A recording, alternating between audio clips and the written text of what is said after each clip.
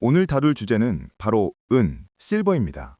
최근 은 가격이 온스당 121달러에서 66달러로 폭락하며 정말 심장이 덜컥 내려앉을 정도로 롤러코스터를 타고 있습니다. 많은 분이 역시 은은 안 돼라며 공포에 질려 던지셨을 겁니다. 하지만 오늘 퀀텀 피아는 여러분께 정반대의 이야기를 하려 합니다.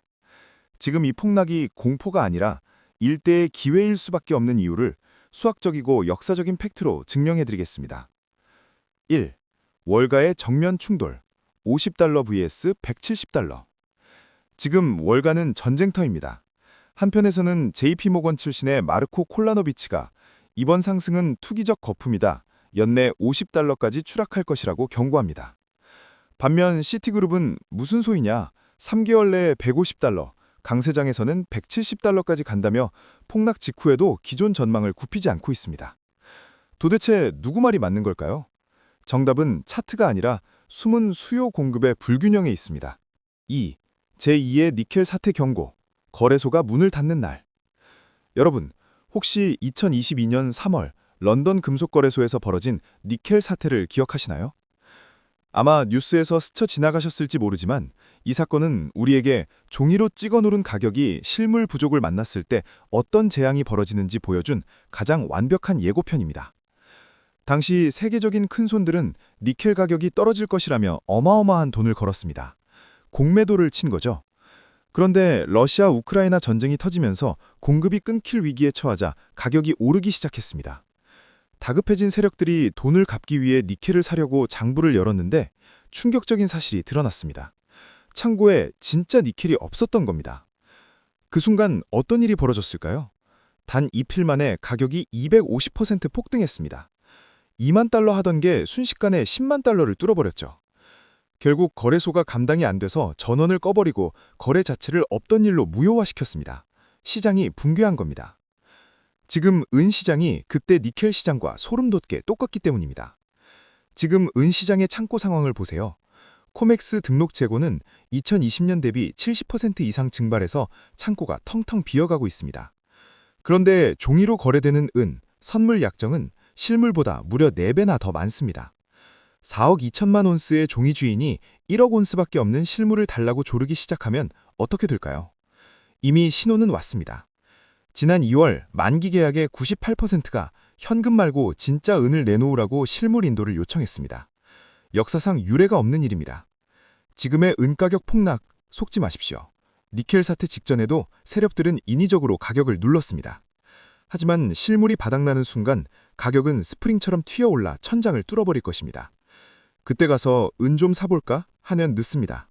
거래 정지가 터지거나 부르는 게 값이 되는 무법지대가 열릴 테니까요. 3.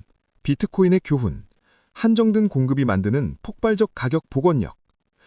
여러분, 비트코인이 수차례 마이너스 50%, 마이너스 80%의 살인적인 폭락을 겪어도 결국 전고점을 돌파하며 살아남은 이유가 뭘까요?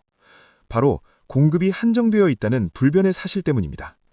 2100만 개라는 절대적인 수량 제한이 있기에 가격이 폭락할 때마다 스마트머니는 이를 박앤세일로 인식하고 물량을 쓸어담아 더 높이 튀어오르게 만들었습니다.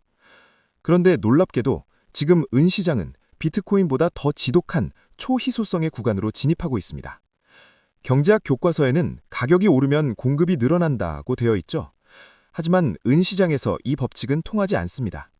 은 패출은 70%가 은광산이 아니라 구리나 아연을 캐다가 우연히 나오는 비산물이기 때문입니다. 은값이 2배, 3배 오른다고 해서 구리광산이 갑자기 땅을 덮하지 않습니다. 즉, 가격이 올라도 공급이 늘어날 수 없는 공급의 비탄력성을 가진 자산이라는 겁니다. 더 무서운 건 소멸입니다. 비트코인은 네트워크상에 영원히 존재하지만 은은 사라집니다. 스마트폰, 전기차, 태양광 패널에 들어간 은은 회수 비용이 너무 비싸서 사실상 회수가 불가능합니다. 한 번 쓰면 지구상에서 영원히 사라지는 겁니다. 공급이 제한된 희귀자산에서 발생하는 가격 폭락은 끝이 아닙니다. 비트코인이 그랬듯 이는 스프링을 더 세게 누르는 에너지 응축 과정일 뿐입니다. 4. 폭발하는 3대 엔진, 태양광, 전기차, 그리고 AI. 이 희소성에 불을 붙이는 것이 바로 폭발적인 산업 수요입니다. 은은 이제 단순한 귀금속이 아니라 국가 전략 자원입니다. 태양광. 2026년 글로벌 태양광 설비 용량은 666기가와트에 달할 전망이며 패널 하나 만들 때마다 은이 필수적으로 들어갑니다. 전기차. 전기차 한 대당 내연기관차보다 훨씬 많은 35g의 은이 사용됩니다. 테슬라가 차를 찍어낼수록 은은 고갈됩니다. AI 데이터 센터. 챗 GPT 같은 AI를 돌리기 위한 막대한 전력을 충당하려면 태양광 발전이 필수고, 이는 다시 은 수요 폭발로 이어지는 연쇄 작용을 일으킵니다. 실버 인스티튜트는 2025년 공급 부족만 2억 3천만 온스로 예상합니다. 캐내는 양보다 쓰는 양이 훨씬 많은 구조적인 결핍, 이것이 팩트입니다. 5. 퀀텀 피아의 결론. 공포를 매수하라. 여러분, 지금의 폭락은 레버리지를 쓴 투기 세력의 청산 과정일 뿐 펀더멘틀은 오히려 더 강력해졌습니다. 공급이 제한된 자산의 가격 하락은 위험이 아니라 기회라는 것을 비트코인이 증명했듯 실버도 마찬가지입니다. 빚내지 마십시오.